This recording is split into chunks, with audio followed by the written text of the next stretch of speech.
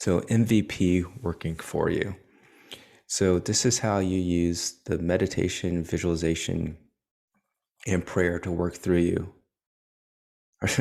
So foreshadowing, right? Working for you and going through the actual workbook to take you through the steps. So let's pull up the workbook. And hopefully, like you did all the exercises and you did the last exercise where you got clear on your outcome and you got clear on your visualization. So here's the MVP method checklist. So this is what you do daily. You've already got your visualization story ready to go, and you're starting the first day. What I like to do and which really works for me is to work out 5 minutes a day. So people call it taming the beast. And what this means is your body is an instrument, right, of focus. And if there's any stress, you want to work that out and build it to a place to where your mind is open and you're not getting all this distracting thoughts. And so for me, like, it's like, do I really need to do 60 minutes of yoga to like get like in this state? And the answer is yes and no, but like for the sake of this, no. If you do push-ups for 5 minutes, not the whole 5 minutes, but getting your heart rate up, it could be Pilates, it could be doing body squats. It's doing something to just quiet your mind and just focus on movement to start getting in a rhythm, right?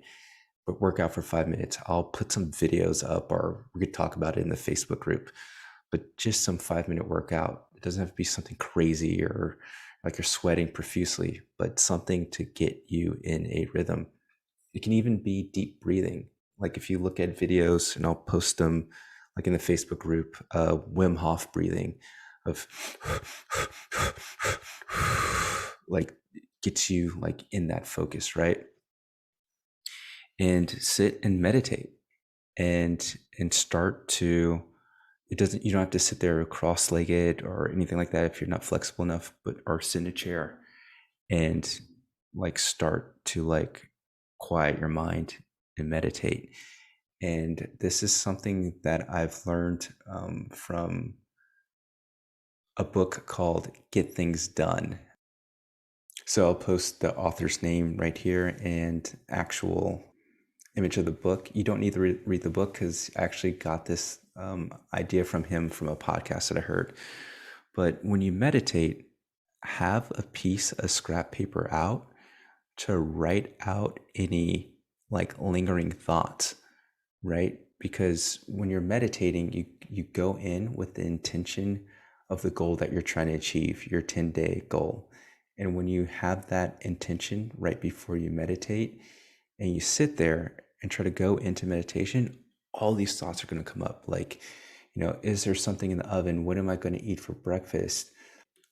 Whatever it is, when I first started to meditate, I would try to push those thoughts and it would show up. Then I would like started to write them out on a scrap piece of paper. It's called like decluttering your mind.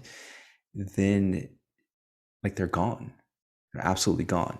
And some people think you can't open your eyes while you're meditating. The goal is to clear your thoughts so you can focus on something, right? Usually it's like focusing on being empty, but for the sake of actually achieving your goal, it's just to focus on your goal. So focus on your breath, focus on that goal, and there'll be a moment where you'll feel like, for me, I feel like this kind of like pressure in my head to where everything is kind of normalized. It might be different for you, but that's what it's like for me. We could talk about in the Facebook group. And I'm good on my actual goal. Like, I just feel like it's the only thing I'm thinking about. And to actually enhance that, I will listen to binaural beats.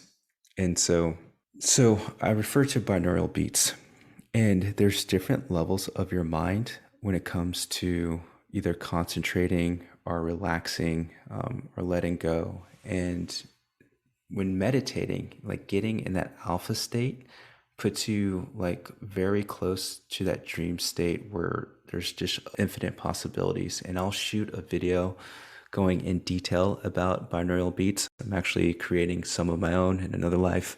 I actually got a recording degree and all this stuff and no music theory, so I'm really excited to make my own binaural beats. Put that aside, when you're meditating, when you go into that alpha state, like your mind starts to open up to like what possibilities can be, but it also sets you in a focused place, which helps you get clear on like focusing on that one specific goal. So right after like I work out for 5 minutes, like I wrote out like all the stray thoughts on the scrap paper. I focus on my breath. During that time, I'm listening to binaural beats of alpha waves to help me get to that place of clarity a lot quicker. Once I get to that moment of clarity, then I visualize, then I play my tape. I focus on that story that you've created, right? Then you focus on that story that you created. And then I switch the playlist that I have on Spotify to theta waves, which really make you feel like you are in that dream state. Like you're actually like, how do I explain it? It's like having a lucid dream, if you will. And you'll start to see like your vision, like you're really living in it. And it doesn't happen right away. As you do it more and more, like you'll discover like what it's like for you. Was like for me and a couple of other people that I showed this technique. And if it doesn't happen to you right away, know that you're still doing great work. And so I then switched to the theta waves, which put me into that kind of lucid dreaming state. And I play my story for 5 minutes. And so slowly, I'll start to play my story. I'll go through the details. I remember what I wrote out.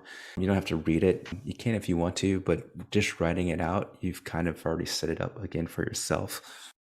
And so I will go through it slowly and go from the beginning till the end. And then I'll rewind and try to go through it faster, and then rewind and go through it faster to the point where I really start feeling my energy building up. I'm living this experience and I start feeling this moment of excitement, like it's getting to like a peak, if you will. And you just stay aware of what you notice and what you feel, right? And so I say the 3 perceptions. So I'll do another video that talks about like perceptions. I'll put it in the Facebook group. But remember when we talked about like knowing the other people that are in your vision, like who's going to be there? When you play your tape, imagine yourself like jumping into their body and like seeing it from their eyes, feeling what they would feel, right? And play the tape that way and see the positive things that they just see what they see. And then the third position is like you are a camera, right? And you're just watching it like it is a movie. The first position is like when you're watching it through your own eyes.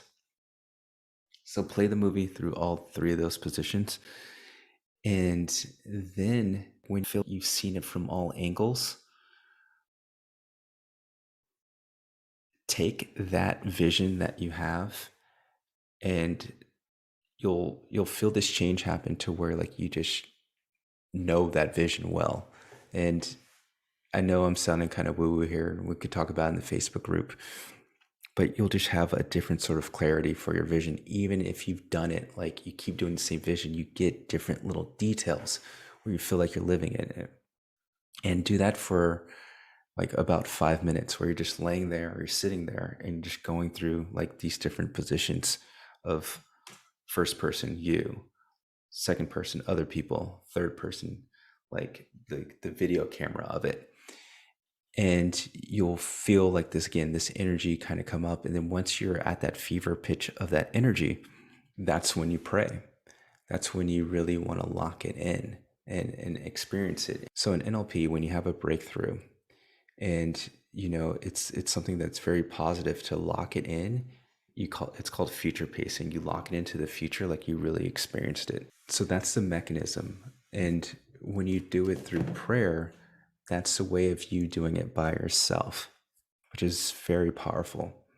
But you've built up to this point, and a lot of times usually these things are broken up in three different ways, or you just don't have it in a complete system. But this solidifies it. So prayer, you make sure that you're praying and you're focused in the positive. You're not begging for like the thing to work out. You're almost like celebrating that it did happen. That's the kind of feeling that you want to have. You're connected to the feeling, the positive emotion that you wrote out that you want to experience. And this can change if you want, but make sure that the emotion that you're bringing up is positive. And you want to pray as if the outcome has already happened. And write out something that is true to you, but know that you changed something, right? You write out how the outcome has affected you or affected other people. And now that it's happened, right? Like you're really locking it in. What happened next? Like, did you buy a house? Did you propose? Were you proposed to? Like, what were the things that you were in control of that changed? And why do you have gratitude that it happened? Like, right? What happened to really lock it in? You do all those things, the MVP method, I guarantee you that your life will change in 10 days. Period. No doubt about it. And you'll have control over it. It's not like this woo-woo thing of like wishing something happened. You mentally prepared for the life that you wanted. And when you're prepared, you're like 10 steps ahead of everybody else. Like even if bad things happen, you can work around them because you know which you're directing your life to where you want to go, right? It's like most people go down the river of life like without an oar. This is your oar, right? To navigate right through the river. So the journal. So this is why I really like, again, this app that I'm using, Notion, because you can do all this stuff on your phone or your desktop and you have everything locked in for the 10 days and you can use this journal again for the rest of your life if you want to. Or if you want to go, or if you also want to go the original way, which I still do, paper and pen, you could do that too. But I just wanted to put everything in an instantly deliverable sort of way for you. But you pick what's right for you. But you pick the date that you're on. And after you come out of your meditation, just write, day one and write out what you felt and saw after like you go through the morning part of the MVP method, like what you experienced, just your thoughts. It doesn't have to be long, just write it out.